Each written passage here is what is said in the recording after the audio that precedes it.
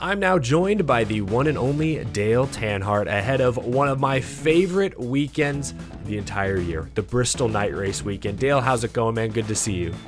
It's going great. It's a great time to be a NASCAR fan. Very, very exciting with everything unfolding with the playoffs. Crown Jewel Night Race, 500 laps, going to be a blast. Just like you said, it's a great weekend for NASCAR this weekend coming up. Yeah, absolutely. And you just said it, Crown Jewel Bristol Night Race. I love Bristol. It's long been probably my favorite track to watch, at least on TV and in person. I mean, the cars are in your lap, blazing around that place. It's a spectacle. It's beautiful. But it's not technically considered a crown jewel by most. Everyone looks at Daytona, the 500, Southern 500, Coke 600, I guess the Brickyard 400. It's back. It's a crown jewel. It's Indy. Bristol doesn't typically make the cut, but if you were to categorize the Bristol Night Race among NASCAR's majors, where would you put it? Yeah, I mean, I think it's crazy if we don't at this point in time, because if you look at all the other crown jewels, NASCAR and Indianapolis have some work to do with the Brickyard, kind of bringing that back into the fold. I feel like a lot of the time NASCAR fans find themselves kind of frowning at some of the moments that happen in super speedway racing, kind of hurts the crown jewel effect of the 500. And then the Coke 600 and the Southern 500 are awesome, but they have a marathon feel to them, right? And that can put some people to sleep, like my dad. But here's the deal. Bristol, this is the greatest 500 lap sprint you'll ever find. And it checks all the boxes. It's pure excitement. It's a race you watch on TV and you enjoy it when you're watching on TV, but you also say, man, it'd be cool if I was there. The energy level is just unmatched, and anybody that's attended this race knows that. I'm sure you have, and and many of your viewers have, and it's a reason why every time I get the question, what's the best race to go to, I always say Bristol.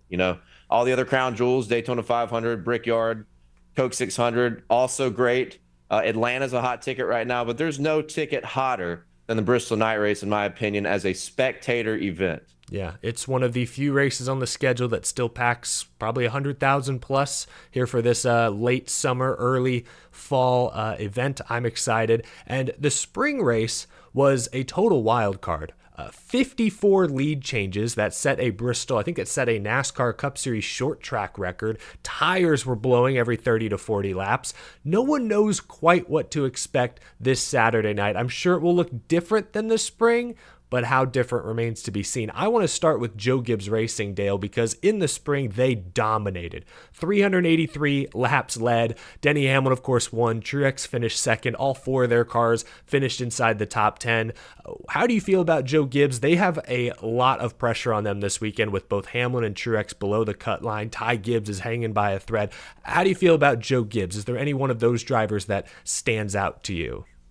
Yeah, I feel great about Joe Gibbs Racing outside of Martin Truex. Look, we know Truex had a great run in the spring, and I think the deal with the tires definitely kind of played into his hand with the veteran experience. And if you looked at that entire top five, it was veteran drivers, and the ability to tire manage was critical to a point that we've never seen in the Gen 7 era. I don't expect that with the different temperatures and the night feel this weekend. But it doesn't take away from how good Toyota has been here. I mean, you said it with how many laps they led. They did the same thing last fall. Ty Gibbs, Christopher Bell, and Denny Hamlin, gobbled up the majority of the laps led in that race en route to a Denny Hamlin win. Ty Gibbs has led over 100 laps in his last two Bristol starts, and Christopher Bell has led so many laps. It's actually amazing. He has not won here. He did win the dirt race, but doesn't count to concrete standards. But Joe Gibbs Racing has been phenomenal here, and it's pretty unfair when you think about 2022 because if you think about that race, they had great cars with Kyle Busch and Truex, and they all were like blowing engines. You remember that? That's right. All were having mechanical failures when they had good race cars. So they've checked all the boxes in the Gen 7 era when it comes to pure speed, and I expect nothing less on Saturday night between Gibbs, Bell, and Hamlin in particular. Yeah, and to back up what you said there, I looked this up. Christopher Bell and Denny Hamlin have the best average running position at Bristol in the Gen 7 era. So passes the eye test and the numbers test, I suppose. I want to focus on Denny Hamlin for a moment because he is the defending Bristol Night Race winner. He also won here in the spring, two-time Bristol defending winner, but he is 6 points below the cut line. We know he's under a lot of pressure. The first two races of these playoffs have not gone well for him. Do you feel confident that he can back up his Bristol success, or do you worry that this is another Denny Hamlin playoff flameout? He's overthinking. He's put too much pressure on himself. Is he spread too thin? Like, Denny Hamlin has to be a popular bet this weekend, but do you trust the man behind the visor?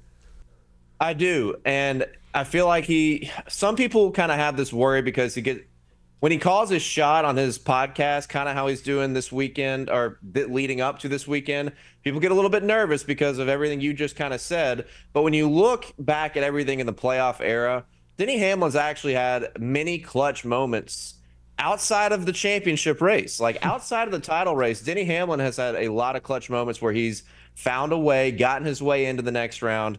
And in this moment, I don't even think he has to win. That's the big thing. If he runs up front, he qualifies up front like I would expect, I think he'll be in the mix and he'll have an opportunity just to point his way in, much less win. So I think Denny Hamlin is going to be fine. It wouldn't surprise me. I don't think it would surprise you either if he made some kind of critical mistake, speeding on pit road, involved in some kind of mess. But Denny Hamlin at Bristol... Denny Hamlin at Bristol's phenomenal. I mean, the track record speaks for itself. So I think Denny will be a factor, and I think he'll point his way into the playoffs. I'm trying to go 3 Bristol wins in a row, but like you said, a top 10, some stage points, that probably would get the job done. I want to focus in on that playoff bubble. We talked about Denny a bit, but I just want to start with Brad Keselowski. Can RFK Racing go back-to-back? Chris Buescher at Watkins Glen spoiled the playoff picture. Now we have Brad Keselowski, who is, I believe, 12 points out of the playoffs as they currently run. He finished third here in the spring, one of those veterans you mentioned who saved tires expertly. How do you feel about Brad Keselowski? RFK's had success here in recent seasons. Do you think he can surprise us?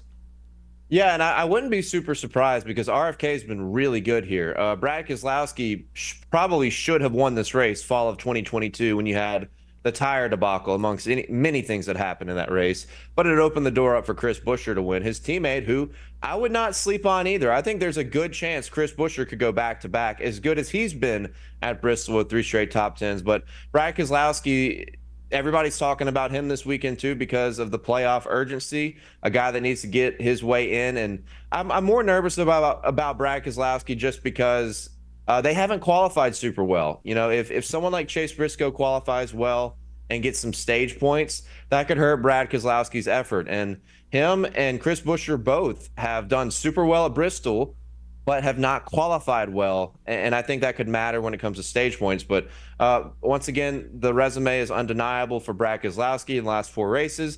He's got a top 5 driver average finish. He's right up there with the Toyota guys when we talk about Denny Hamlin, Christopher Bell. So Brad Keselowski is a former winner here, and they've had very good race cars at Bristol since the beginning of the Gen 7 era. So, I want to believe that Brad Keselowski will find his way in. Will he win the race? My gut tells me no, but I think he'll be a factor there towards the end. I just love that Bristol is the round of 16 finale when you look at the points and who's below and who's above the cut line, because Hamlin, Keselowski, Truex are currently the first 3 out. They are arguably the 3 best Bristol drivers in the field. And guys just above the cut line, like Ty Gibbs, you mentioned, he's led 100+ laps in his last 2 Bristol starts each. So it's going to be so competitive around that cut line. I kind of want to ask you, who do you feel is most likely to fall out of the top 12? And of those 4 below the cut line, who do you feel is most likely to bump in?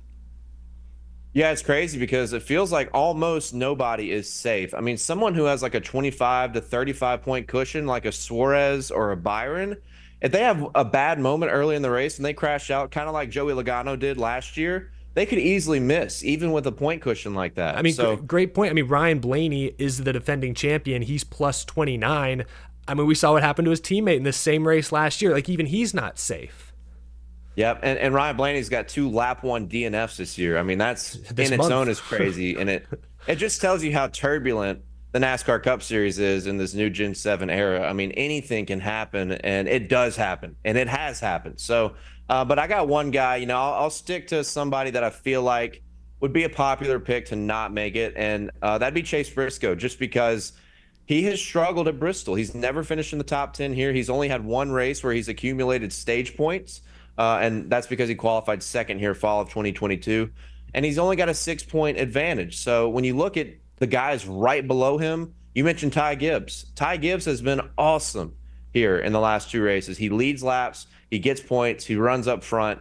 And then the 2 guys below the cut line, right underneath Chase Briscoe, Brad Keselowski and Denny Hamlin, who are masters at Bristol. And with the unknown, the uncertainty about if tire degradation is going to be unbelievable, I don't think it will be, but it could, like we saw in the spring. So there's so many unknowns. And I feel like if there's a team that would be very susceptible to these unknowns and to the calamity that is Bristol, it'd be Chase Briscoe and Stewart-Haas Racing. I mean, it kind of hurts me, but remember what Rodney Childers brought Kevin Harvick here last year when everybody thought he'll be fine, he'll get through, he's so good at Bristol. It was one of the worst race cars Kevin Harvick's ever had in maybe his career, but definitely in his time in the Gen 7, which was only 2 years. But still, it makes me feel like I'd be a little nervous about Chase Briscoe getting bumped out while other guys bump in. That's a great point. I forgot about that debacle of sorts for Kevin Harvick here 1 year ago.